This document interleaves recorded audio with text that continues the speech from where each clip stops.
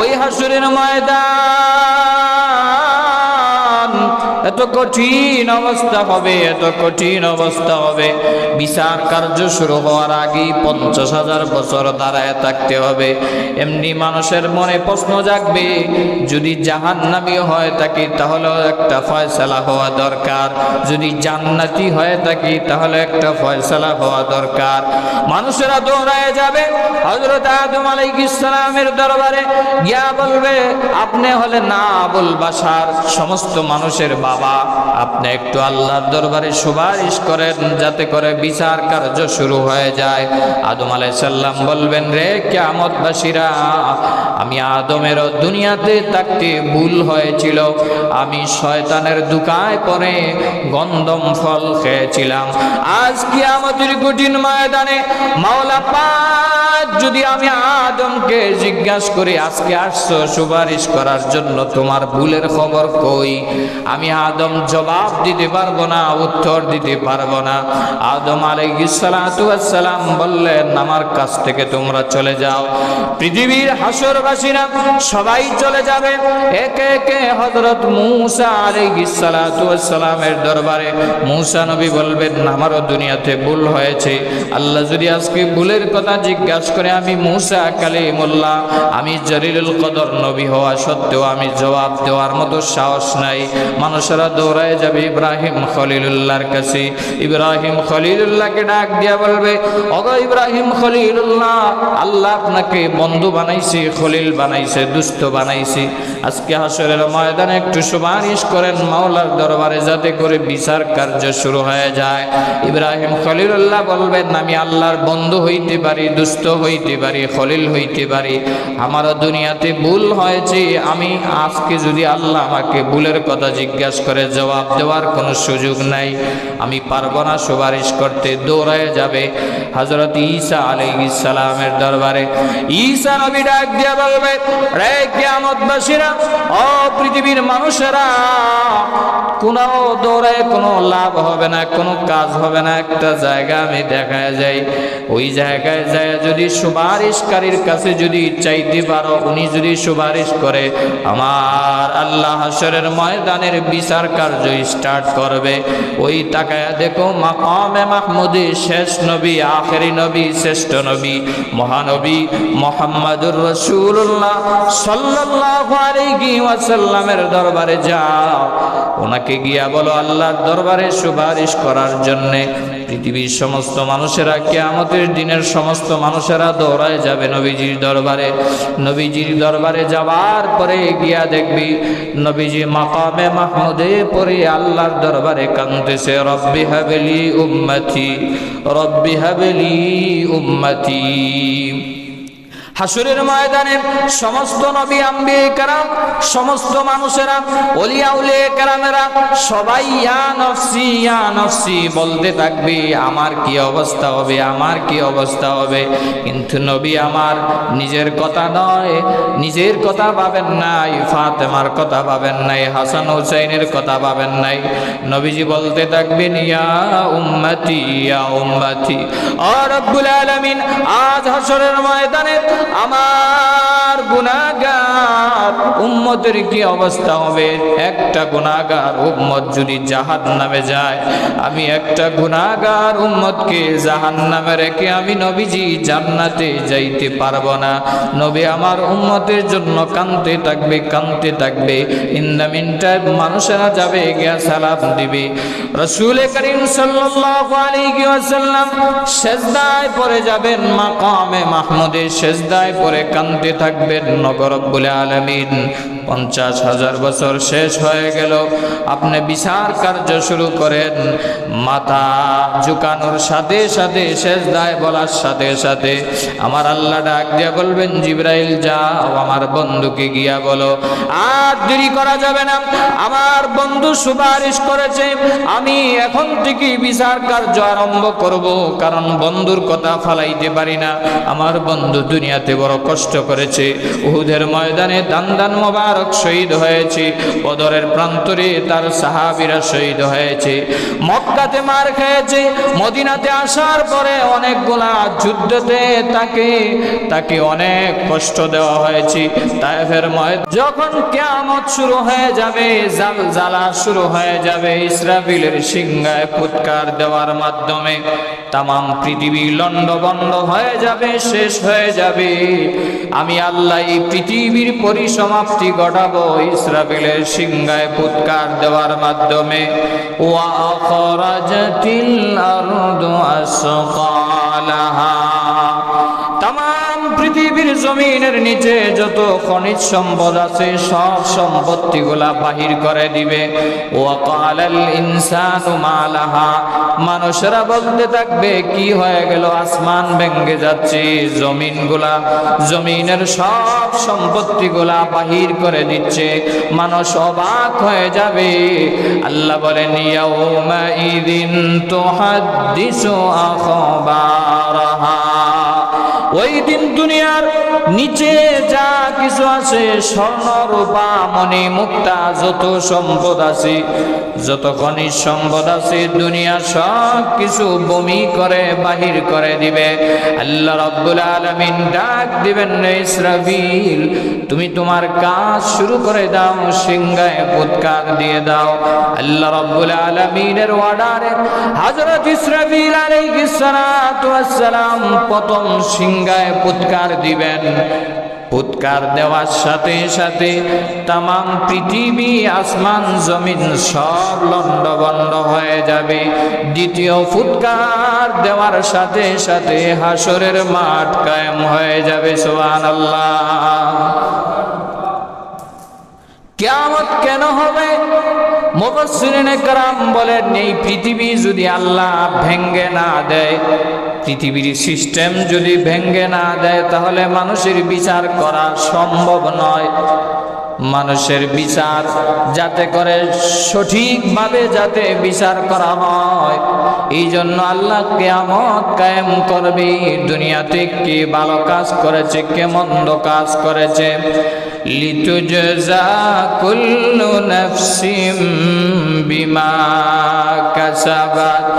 কিয়ামতের কঠিন ময়দানে আমার আল্লাহ রাব্বুল আলামিন হযরত আদম আলাইহিস সালাম থেকে কিয়ামত অবধি পর্যন্ত যত মানুষ আসবে, যত মানুষ এসেছে, সব মানুষের হিসাব নিকাশ করবেন। এমন ভাবে পাই টু পাই হিসাব নেওয়া হবে রে বাবা। কাউকে একটা নেক আমল বেশি পেলে আল্লাহ তাকে অবশ্যই এর প্রতিদান দিবেন। কেউ যদি একটা গুনাহ করে সেটারও সে প্রতিদান পাবে। আল্লাহ বলেন ফামান ইয়ামাল মিসকালা যাররাতিন খায়রান ইয়ারা ওয়া মান ইয়ামাল মিসকালা যাররাতিন শাররান ইয়ারা। অনুপরিমাণও যদি কেউ নেক আমল করে এটারও প্রতিদান পাবে, এটারও তার আমল নামার ভিতরে এসে যাবে অডিও ভিডিও আকারে। ওয়া মান ইয়ামাল মিসকালা যাররাতিন শাররান ইয়ারা।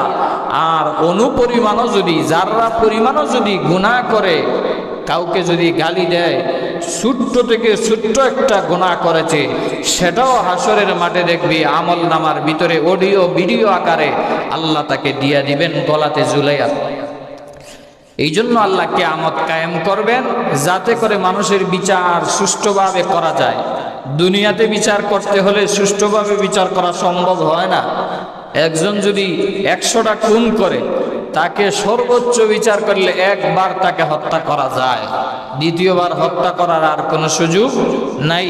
কিন্তু আল্লাহ আহকামুল হাকিমিন, কিয়ামতের দিন আল্লাহ রাব্বুল আলামিন বিচারক থাকবেন। সেখানে কোনো উকিল নাই, ব্যারিস্টার নাই, জজ নাই, স্বজনপ্রীতি নাই, ঘুষের কারবার নাই, সুদের কারবার নাই, সেখানে পুলিশ বাহিনী নাই। আল্লাহ নিজে বিচার করবে। কেউ কোনো কথা বলার মতো কোনো সাহস থাকবে না, অধিকার থাকবে না, ক্ষমতা থাকবে না, এক পাও নড়তে পারবে না। আল্লাহর হুকুমের বাহিরে 1 ইঞ্চিও নড়ার কোনো সুযোগ থাকবে না।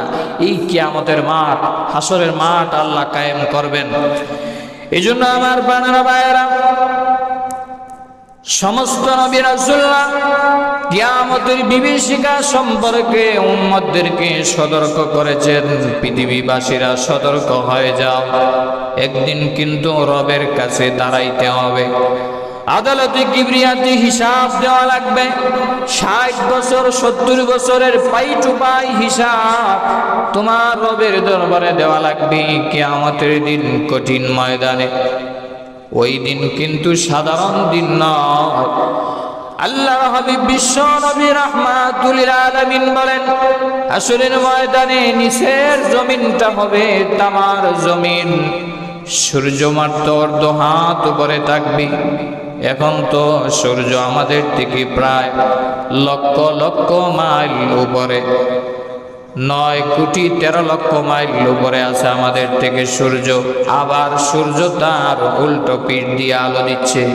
এরপরেও আমরা ঘরের ভিতরে বসে সূর্যের প্রখরতার কারণে আমরা গরম সহ্য হয় না। হাসরের ময়দানে সূর্য চলে আসবে অর্ধ হাত উপরে, আর নিচের জমিনটা মাটির জমিন হবে না, তামার জমিন হবে। মানুষ সূর্যের তাপ সহ্য করতে না পেরে শরীর থেকে ঘাম বাইর হইতে হইতে কারো হবে ঘন্টা পানি, কারো হবে হাঁটু পানি, কারো হবে গলা পানি, কারো হবে সাঁতার পানি। এমনি বিশ্বনবী রাহমাতুল লিল আলামিন বলেন, হাসরের ময়দানে কেউ কোনো কথা বলার সাহস পাবে না।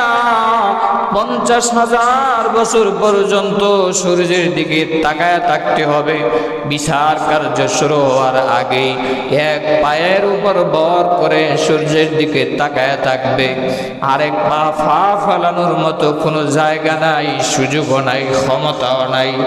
50,000 বছর চলে যাবে এইভাবে এক পায়ের উপর ভর করে দাঁড়ায় থাকতে থাকতে।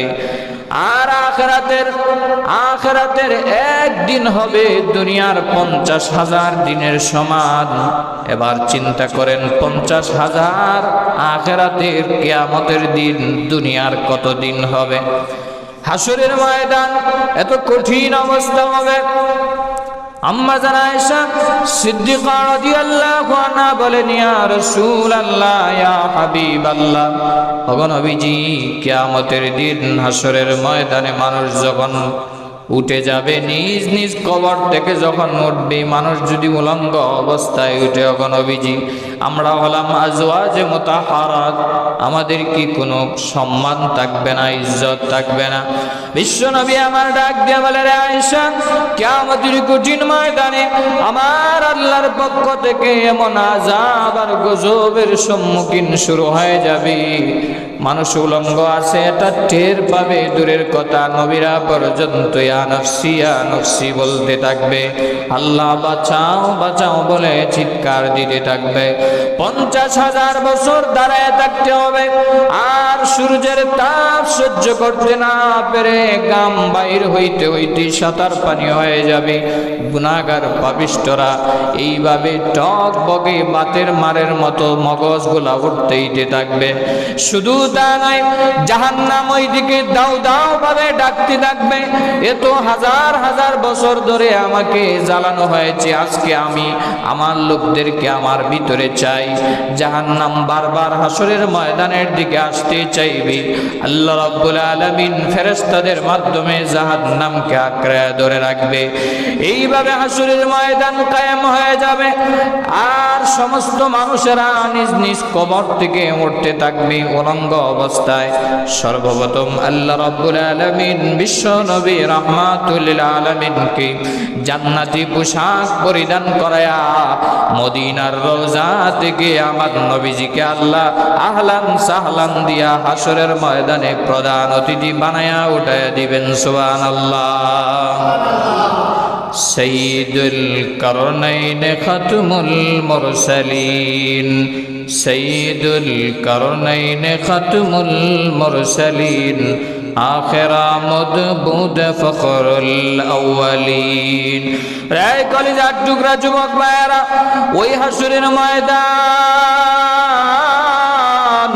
এত কঠিন অবস্থা হবে, এত কঠিন অবস্থা হবে, বিচার কার্য শুরু হওয়ার আগেই 50,000 বছর দাঁড়ায় থাকতে হবে।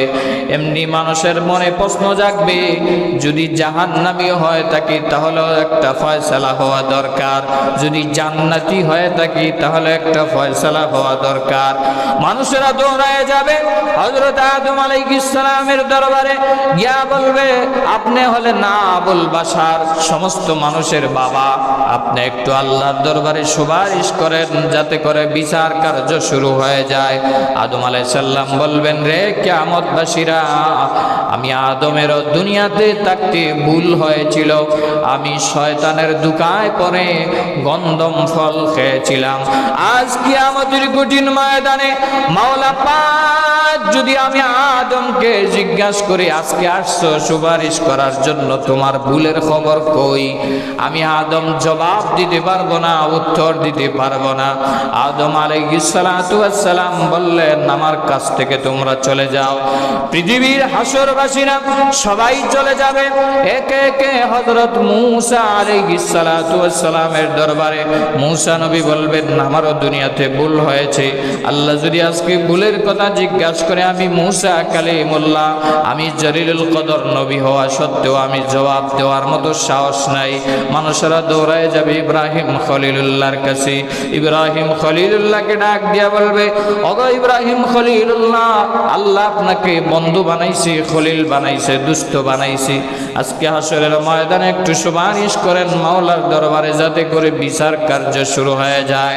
ইব্রাহিম খলিলুল্লাহ বলবেন, আমি আল্লাহর বন্ধু হইতে পারি, দুস্থ হইতে পারি, খলিল হইতে পারি, আমারও দুনিয়াতে ভুল হয়েছে, আমি আজকে যদি আল্লাহ আমাকে ভুলের কথা জিজ্ঞাসা করে জবাব দেওয়ার কোনো সুযোগ নাই, আমি পারবো না সুপারিশ করতে। দৌড়ায় যাবে হযরত ঈসা আলাইহিস সালামের দরবারে। ঈসা নবী ডাক দিয়া বলবে, রে কিয়ামতবাসীরা, ও পৃথিবীর মানুষেরা, কোনো দৌড়ায় কোনো লাভ হবে না, কোনো কাজ হবে না, একটা জায়গা আমি দেখায় যাই, ওই জায়গায় যায় যদি সুপারিশকারীর কাছে যদি চাইতে পারো, উনি যদি সুপারিশ করে, আমার আল্লাহ হাসরের ময়দানের বিচার কার্য স্টার্ট করবে। ওই তাকায়া দেখো মাকামে মাহমুদে শেষ নবী, আখেরি নবী, শ্রেষ্ঠ নবী, মহানবী মুহাম্মাদুর রাসূলুল্লাহ সাল্লাল্লাহু আলাইহি ওয়াসাল্লামের দরবারে যাও, ওনাকে গিয়া বলো আল্লাহর দরবারে সুপারিশ করার জন্যে। পৃথিবীর সমস্ত মানুষেরা, কিয়ামতের দিনের সমস্ত মানুষেরা দৌড়ায় যাবে নবীজির দরবারে।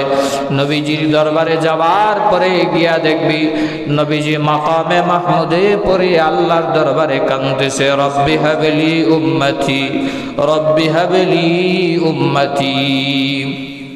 হাসরের ময়দানে সমস্ত নবী আম্বিয়া কেরাম, সমস্ত মানুষেরা, ওলিয়া উলিয়া কেরামেরা সবাই ইয়া নফসি ইয়া নফসি বলতে থাকবে, আমার কি অবস্থা হবে, আমার কি অবস্থা হবে। কিন্তু নবী আমার নিজের কথা নয়, নিজের কথা ভাবেন নাই, ফাতেমার কথা ভাবেন নাই, হাসান হুসাইনের কথা ভাবেন নাই। নবীজি বলতে থাকবেন, ইয়া উম্মতি ইয়া উম্মতি। ও রব্বুল আলামিন, আজ হাসরের ময়দানে আমার গুনাহগার উম্মতের কি অবস্থা হবে?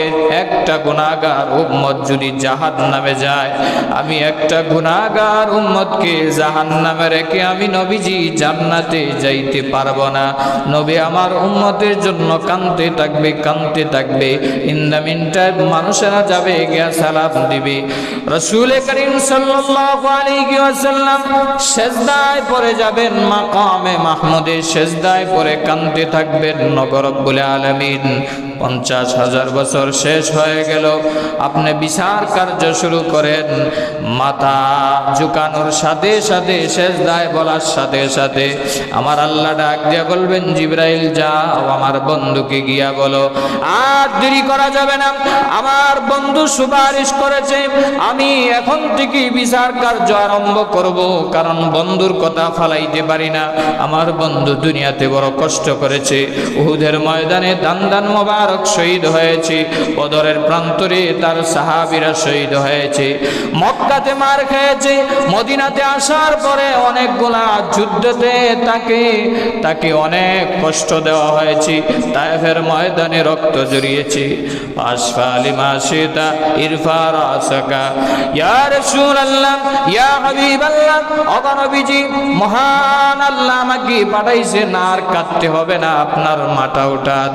ইশফা লিমা শিতা, আপনি যেই কথা বলবেন, যেই সুপারিশ করবেন, মহান আল্লাহ আজকে আপনার কথা মঞ্জুর করে বিচার কার্য শুরু করে দিবেন। সুবহানাল্লাহ। নবীজির কথার সাথে সাথে আল্লাহ রাব্বুল আলামিন তখন মাত্র বিচার কার্য শুরু হবে, বিচার কার্য স্টার্ট হবে। এই বিচার দুনিয়ার আদালতের মতো বিচার না, যে ঘুষ দিবেন, সুদ দিবেন, তারপরে জজরে কিছু খাওয়াইবেন, উকিল ব্যারিস্টারে কিছু দিবেন, মামলা শেষ হয়ে যাবে। 7 খুনের আসামিও দেখা যায় বুক ফুলে আহারে, ঠিক না বেঠিক? আবার নিরীহ আলেম ওলামারাও বছরকে বছর জেলের কুটুরিতে, অন্ধকার কুটুরিতে পচে মরে। এই হলো দুনিয়ার আদালত। আখেরাতের আদালত এমন হবে না। রাসূল বলেছেন, 2টা কুকুরেও যদি মারামারি করে দুনিয়াতে, একটা কুকুর যদি আরেকটা কুকুরকে বেশি প্রহার করে থাকে, কিয়ামতের দিন ওই 2টা কুকুরকেও আল্লাহ উঠাইয়া সেই 2জন কুকুরের ভিতরে আল্লাহ মীমাংসা করে দিবে। সেটা হলো হাসরের ময়দানের বিচার। মানুষ তো দূরের কথা, অন্য কোনো প্রাণীও যদি একটা প্রাণী আরেকটা প্রাণীকে কষ্ট দেয় বেশি, জুলুম করে বেশি, সেই জুলুমের বদলা আল্লাহ হাসরের দিন উঠাইয়া বিচার কার্য সম্পাদন করে তারপরে আল্লাহ বিচার কার্য শেষ করে। আর মানুষের বিচার তো পাই টু পাই হবেই। আল্লাহ রাব্বুল আলামিন বলবেন, ইকরা কিতাবাকা কাফা বিনাফসিকাল ইয়াউমা আলাইকা হাসিবা। আমলনামা যখন গলাতে ঝুলায় দেওয়া হবে, এমনি তাকায় দেখবে ছোট থেকে ছোট গুনাহ এসেছে, ছোট থেকে ছোট নেক আমল এসেছে, বড় গুনাহ এসেছে, বড় নেক আমল এসেছে। এমনি ডাক দিয়া বলবে, এটা তো গুনার যদি হয় বলবে আমার আমল নামা নয়। আল্লাহ রাব্বুল আলামিন তখন ভিডিও ফাঁস করে দিবেন, আর ভিডিও দেখার পরে অস্বীকার করতে পারবে না। কিছু কিছু চালাক মানুষ তারপরে অস্বীকার করবে। আল্লাহ রাব্বুল আলামিন যাতে করে কথা না বলতে পারে জবান বন্ধ করে দিবেন, জবান বন্ধ হয়ে যাবে। হাতগুলো আপনার বিরুদ্ধে সাক্ষী দিবে, পাগুলো আপনার বিরুদ্ধে সাক্ষী দিবে। আল্লাহ বলেন সূরাত ইয়াসিনে, আল ইয়াউমা নাখতিমু আলা আফওয়াহিহিম ওয়া তুকাল্লিমুনা আইদিহিম ওয়া তাশহাদু আরজুলুহুম বিমা কানু ইয়াকসিবুন। কিয়ামতের কঠিন ময়দানে জবান খুলে দেওয়া হবে, জবান আর আপনার কথা বলবে না। এই জবান দিয়া যত ফাহেসা কথা বলেছেন, গুনাহ করে গুনার কথা বলেছেন, যত অনর্থক কথা বলেছেন, সবগুলা অটোমেটিকলি টেপ রেকর্ডারের মতো অটোমেটিক টাস টাস করে বলে দিবে। আল ইয়াউমা নাখতিমু আলা আফওয়াহিহিম ওয়া তুকাল্লিমুনা আইদিহিম। হাতগুলা কথা বলবে। সুবহানাল্লাহ বলবেন না? হাত দ্বারা যত 2 নাম্বারি কারবার করেছেন, কালো টাকায় ইনকাম করেছেন, সুদ ঘুষের লেনদেন করেছেন, হাত অটোমেটিকলি বলতে থাকবে কিয়ামতের দিন। ওয়া তাশহাদু আরজুলুহুম, দুনো পা সাক্ষী দিবে আপনার বিরুদ্ধে। দুনিয়াতে তো পারে যেদিকে চালাইছেন সেদিকেই পা গেছে। সিনেমা হলে যাইতে বলছেন, সিনেমা হলে গেছে। গান বাজনা শুনতে বলছেন, গান বাজনার দিকেই গেছে। অশ্লীলতা বেহায়াপনার দিকে পাকে নিয়ে গেছেন, সেদিকেই গেছে। কিন্তু কিয়ামতের দিন হাত আপনার বিরুদ্ধে কথা বলবে, পা আপনার বিরুদ্ধে কথা বলবে, মুখ আপনার বিরুদ্ধে কথা বলবে, শরীরের চামড়া আপনার বিরুদ্ধে সাক্ষী দিবে। বাঁচার কোনো উপায় থাকবে না। দুনিয়াতে বাঁচার অনেক সুযোগ আছে, কিন্তু হাসরের ময়দানে আর বাঁচার কোনো সুযোগ থাকবে না। এই জন্য বলতেছিলাম, কিয়ামতের কঠিন ময়দানে আল্লাহ রাব্বুল আলামিন পাই টু পাই হিসাব নিবে। কেউ কিয়ামতের কঠিন ময়দানের আযাব থেকে যদি বাঁচতে চাও, দুনিয়া থেকেই কিয়ামতের প্রস্তুতি নিয়ে যাইতে হবে, হাসরের প্রস্তুতি নিয়ে যাইতে হবে। আল্লাহ রাব্বুল আলামিন কিয়ামত এবং মৃত্যুকে লুকায়িত রেখেছেন। সাহাবায়ে কেরাম প্রশ্ন করেছেন, বেঈমান কাফেররাও প্রশ্ন করত, ইয়া রাসূলুল্লাহ কিয়ামত কবে হবে? রাসূল বলেছেন, কিয়ামত কবে হবে এই তারিখের খবর জানেন একমাত্র কে? আল্লাহ। রাসূল বলেন, কিয়ামত কবে হবে এটা আমার বলার কোন কাজ নয়, আমার কাজ হচ্ছে কিয়ামত আসতেছে এটার ভয় ভীতি মানুষকে জানানো, এটা হচ্ছে আমার কাজ। কিয়ামতের আলামতগুলা বলে দেওয়া, এটা হচ্ছে রাসূলের কাজ। কিয়ামত কোন দিন হবে, কোন তারিখ হবে, এই জ্ঞান একমাত্র আছে একমাত্র আল্লাহ রাব্বুল আলামিনের কাছে। কিয়ামত কবে হবে এটা আল্লাহ লুকায়ে রেখেছেন। মৃত্যু কখন হবে এটাও আল্লাহ লুকায়ে রাখছেন। কারণ মৃত্যু লুকায়ে রাখার পিছনে, কিয়ামত লুকায়ে রাখার পিছনে রহস্য রয়েছে। বনি ইসরাইলের একজন লোক, যিনি আগে আজরাইল আসার আগে বলে আসতো যে আমি আর 40 দিন পরে, 2 বছর পরে, 5 বছর পরে, অমুক তারিখ অমুক দিনে অমুক জায়গায় তোমার জান কবজ করব। বনি ইসরাইলের একজন লোককে বলল, আপনার আর মাত্র হায়াত আছে 5 বছর, 5 বছর পরে আপনার জান আমি কবজ করব। বনি ইসরাইলের ওই লোক ডাক দিয়া বলে, ভালোই হয়েছে আজরাইল তুমি আমাকে সময় জানিয়ে দিয়েছ, তাহলে 5 বছর পরে, 2 বছর, 1 বছর থাকতে আমাকে আর একটা সিগন্যাল দিবা যে তোমার আর মাত্র 2 বছর আছে, 1 বছর আছে, এরপরেই তোমার হায়াত শেষ। এত আগের থেকে আমি নামাজ পড়ার কোনো দরকার নাই, নেক আমল করার দরকার নাই। 1 বছর আগের থেকে ভালো হয়ে যাব, মসজিদ থেকে আর বাড়িতে যাব না, ভালো কাজ করব। ইন দ্য মিন টাইম 5 বছর চলে গেল, এর ভিতরে আর আজরাইল আসে না। তবে কমিটমেন্ট দিয়েছিল, ওয়াদা দিয়েছিল, আমি 2 বছর 1 বছর আগে আইসাও আমি আপনাকে জানাবো, কিন্তু আসে নাই। জাস্ট টাইমে 5 বছর পরে আজরাইল মানুষের সুরত ধরে আইসা বলে, আসসালামু আলাইকুম। বনি ইসরাইলের ওই লোক ডাক দেয়া বলে, ওয়ালাইকুম সালাম, আপনি কে? বলে, আমি আজরাইল। আজরাইল তুমি কেন এসেছো? বুঝতে পেরেছি, মনে হয় আমার আরো 2 বছর 1 বছর সময় আছে, আমাকে সময় জানানোর জন্য এসেছো। এমনি আজরাইল বলে, আর একটা সেকেন্ডও সময় নাই, উত্তর দক্ষিণের লম্বা হয়ে শুয়ে যাও, এখনই তোমার জান কবজ করব। বনি ইসরাইলের ওই লোক ডাক দিয়া বলে, এতদিন শুনছি মানুষে চালাকি করে, আজকে দেখি ফেরেশতারাও চালাকি করে। এমনি আজরাইল ডাক দিয়া বলে, বনি ইসরাইলের লোক কেন বললা ফেরেশতা চালাকি করে? ওই লোক ডাক দিয়ে বলে, তুমি আমাকে বলেছিলে আসার আগে সিগন্যাল দিয়ে আসবা, তাহলে আমি সতর্ক হয়ে যাইতাম, আমি নামাজ পড়তাম, ভালো মানুষ হয়ে যাইতাম। আজরাইল বলে, আমি তোমাকে 1 বছর আগে নয়, অনেক আগের থেকেই তোমাকে সিগন্যাল দিতেছি।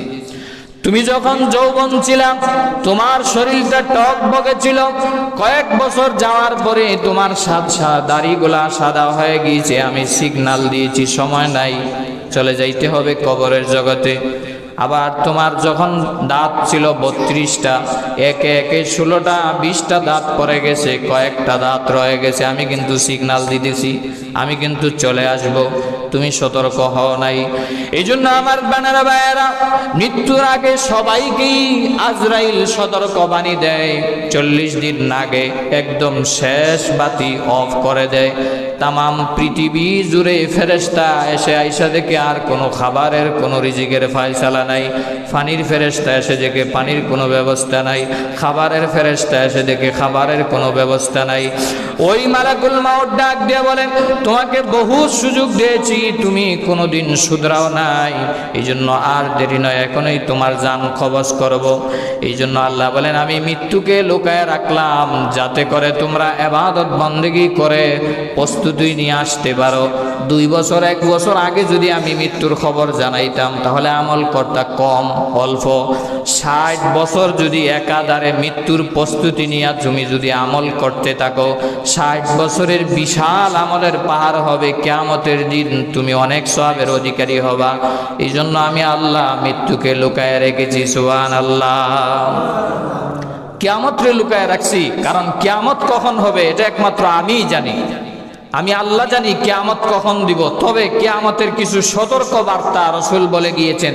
এই সতর্ক বার্তা যখন আসবে তখন বুঝবা পৃথিবী ধ্বংস হয়ে যাবে, জাতি ধ্বংস হয়ে যাবে। হযরত আবু হুরায়রা রাদিয়াল্লাহু তাআলা আনহু থেকে লম্বা হাদিস বর্ণিত, রাসূল করিম সাল্লাল্লাহু আলাইহি ওয়াসাল্লাম কিয়ামতের অনেকগুলো আলামত বলেছেন। রাসূল বলেন, ক্বালান নবী সাল্লাল্লাহু আলাইহি ওয়াসাল্লাম, ইজা দুইয়াতিল আমানাতু ফান্তাজিরিস সাআ। কিলা কাইফা ইজা আতাহা ইয়া রাসূলুল্লাহ। রাসূল করিম সাল্লাল্লাহু আলাইহি ওয়াসাল্লাম বলেন, ইজা তুখিজাল ফাইউ দুয়ালান, যখন দেখবা জনগণের মালকে রাষ্ট্রীয় মাল মনে করা হবে, তখনই বুঝবা ওই পৃথিবী ধ্বংস হওয়ার সময় গনে আসছে। এখনো এই সময় আসে নাই? জনগণের মাল রে নিজের মাল মনে করবে, রাষ্ট্রীয় মাল মনে করবে, পুরা দেশটাকে নিজের মনে করে আত্মসাৎ শুরু করবে, তখনই মনে করবা ইজাতুখিজাল ফাইউ দুয়ালান, তখনই কিয়ামত আর বেশি দূরে নয়, একদম সন্নিকটেই চলে আসছে। 2 নম্বরে বিশ্বনবীজি বলেন, ওয়াল আমানাতু মাগনামা, যখন দেখবা আমানতের খিয়ানত হয়ে যায়, তখনই মনে করবা কিয়ামত কাছাকাছি চলে আসছে। আমানতের খিয়ানত, মেম্বারের কাছে, চেয়ারম্যানের কাছে জনগণের যত মাল আছে সব হলো আমানত। নিজের মনে করে যদি খিয়ানত করে, তখনই মনে করবা কিয়ামত আর বেশি দূরে নয়। ওয়াল আমানাতু মাগনামা ওয়াজ যাকাতু মাগনামা, যাকাত দেওয়াকে মানুষ জরিমানা মনে করবে একটা ফ্যাসিলিটি, যে যাকাত যদি না দেয় মানুষে একটা মন্তব্য করবে, বড়লোক মানুষ যাকাত না দেয় কেমনে।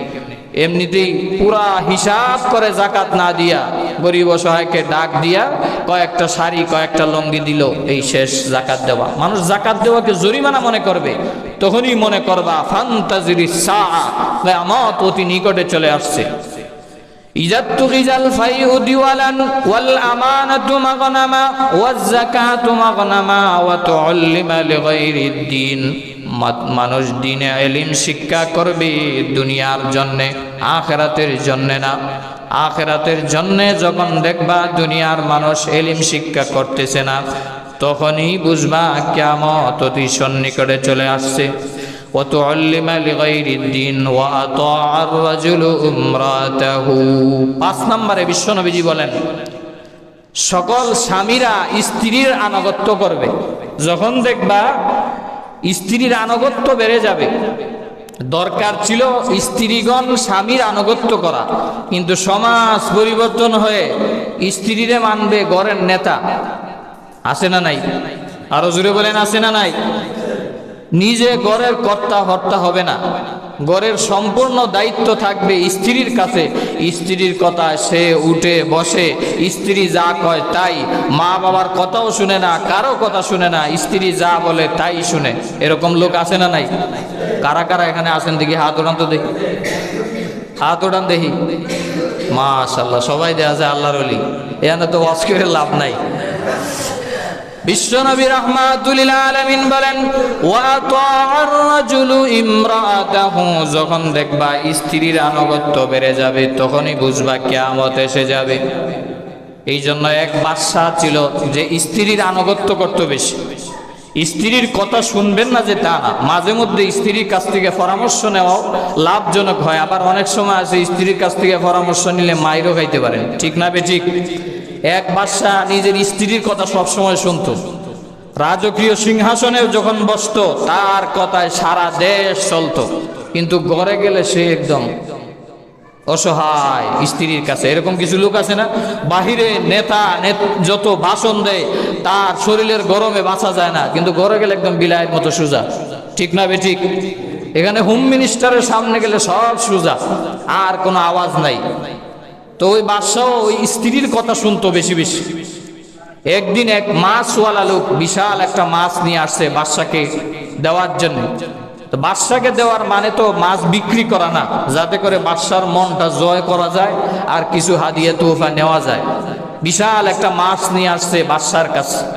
আসার পরে বাদশা খুশি হইয়া তার মাছটা দেখা 4000 দিনার তাকে দিয়ে দিয়েছে, খুশি হয়ে। পাশে বসা ছিল স্ত্রী, স্ত্রী রাগ দিয়ে বলে কিরকম আহাম্মক আপনি, বিয়াক্কল মানুষ, একটা মাছের দাম না হয় 500 টাকাই হইল, না হয় 1000 টাকাই হলো, আপনি 4000 দিরহাম দিয়া দিছেন, আপনার টাকা ফেরত আনেন, মাছ দিয়া দেন। স্ত্রী বলতেছে, কারণ স্ত্রী ছিল খুবই কৃপণ, সে চায় তার স্বামীর রাজকীয় সব কিছু সে ধরে রাখতে, আর রাজা চায় সব কিছু একদম বিলাই দিতে। রাজার মন অনেক বড়, কিন্তু সে তো আর স্ত্রীর কথা ফালাই দিতে পারে না। কয় আমি কিভাবে আবার টাকা ফেরত আনবো? কয় তুমি বলবা যে আমি চাইতেছি মাছটা, যদি সে বলে মাছ, আগে জিজ্ঞাসা করবা মাছটা পুরুষ না মহিলা, যদি সে বলে পুরুষ তাহলে তুমি বলবা আমি চাই মহিলা, যদি সে বলে মহিলা তাহলে তুমি বলবা আমি চাই পুরুষ মাছ, তাহলে তোমার মাছটাও তাকে দেওয়া হবে, টাকাটাও ফেরত নেওয়া হবে। সেও চালাক মাছওয়ালা ছিল, তাকে যখন বলছে বাদশা যে তোমার মাছটা পুরুষ না মহিলা, সে বলে জাহাপনা আমার মাছটা পুরুষও না মহিলাও না। চিন্তা করছেন সে কত বড় চালাক। তো বাদশা খুশি হইয়া চিন্তা করলো যে এখানেও তো আমি বাঁচতে পারলাম না। সে আরো খুশি হয়ে গেল, সে বলল তোমার মাছটা তো খুবই দারুণ মাছ, যেটা পুরুষও নয় আবার মহিলাও নয়, নাও তোমাকে আরো 4000 বকশিস দিলাম, আরো 4000 দিল।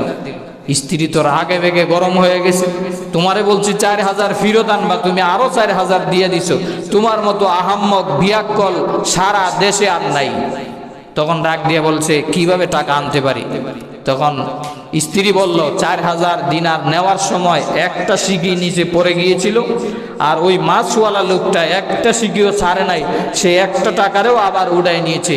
তুমি বলবা তুমি এত কৃপণের কৃপণ, একটা টাকাও তো কমপক্ষে ছাড় দিতে পারতা, যেহেতু ছাড়তে পারো নাই তুমি আমার পুরো টাকা ফেরত দাও। চিন্তা করেন।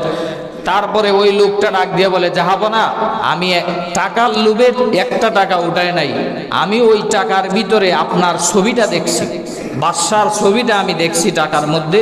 আমার মনের ভিতরে ভাবনা হলো যে বাদশার ছবিটা যেই টাকার ভিতরে আছে, মানুষ যদি এটা পায়ের দুলাতে লাগায় তাহলে বাদশার সম্মান কমবে না বাড়বে? কমবে। তো এই জন্য আমি আপনার টাকাটা সম্মানার্থে আমি আবার উঠাই নিয়েছি।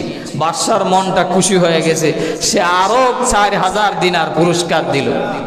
চিন্তা করছেন। এরপরে সে বলল যে তোমার মতো এত চালাক মানুষের কাছে আমি আর কখনো পারা সম্ভব না।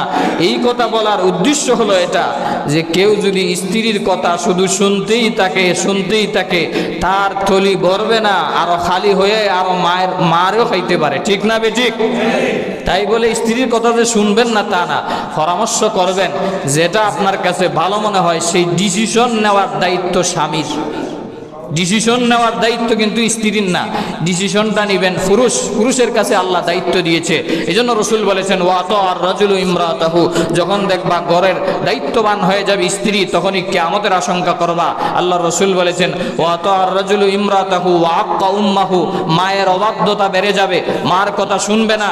যখন দেখবা এই সমাজ যখন চলে আসবে তখনই কিয়ামত অতি সন্নিকটে চলে আসবে। এখনো কি এই সুযোগ আসে নাই? মায়ের কথা শুনে না, স্ত্রীর কথা শুনে।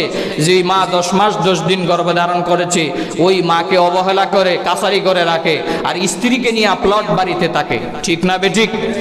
মায়ের কোনো খোঁজ খবর নেয় না। ওষুধ দেওয়ার কথা বললে, টাকা পয়সা দেওয়ার কথা বললে কত অজুহাত, কতবার কথা বলা হয়। এই জন্য ওয়াক্কা উম্মাহু, মায়ের অবাধ্যতা বেড়ে যাবে। ওয়াদনা সদিকাহু, রসুল বলেন বন্ধুত্ব বেড়ে যাবে, বন্ধুদেরকে নিয়ে আড্ডা দিবে। ওয়াকসা আবাহু, আর বাবাকে অবহেলা করা হবে। এরপরে লম্বা হাদিস, রসুল বলেছেন গান বাদ্য বেড়ে যাবে। তারপরে অসৎ লোকদেরকে মানুষ নেতা বানাবে, আর মদের আড্ডা বেড়ে যাবে। এইভাবে যখন এই সমস্ত সমাজে যখন সয়লাভ হয়ে যাবে, ফারতাকিবু ইনদা যালিকা রিহান হামরা, রাসূল বলেছেন একটা বিচির দানাকে সুদা থেকে আলাদা করলে যেরকম একটার পর আরেকটা বিচি পড়তে থাকবে, এইভাবে কিয়ামতের আযাব গজবগুলা এইভাবে পৃথিবীতে আসতেই থাকবে। জোরে বলেন নাউজুবিল্লাহ। এই জন্য কিয়ামতের তারিখ কবে হবে এটা না জানার আগে কিয়ামতের যেই আলামতগুলো রাসূল বলে গিয়েছেন অলরেডি সব ফিলাপ হয়ে গেছে। ঠিক না বেঠিক? আমাদের কাজ হলো আমরা সতর্ক হওয়া, কিন্তু আমরা তো সতর্ক হচ্ছি না। আমাদের মনে হচ্ছে আমরা পৃথিবীতে চিরস্থায়ী থাকবো, হায়াত নিয়ে আসছি, বছরকে বছর আমরা শত শত বছর হায়াত পাইয়া বাঁচবো। আমাদের মনে হয় মৃত্যুও হবে না, পৃথিবীও মনে হয় ধ্বংস হবে না।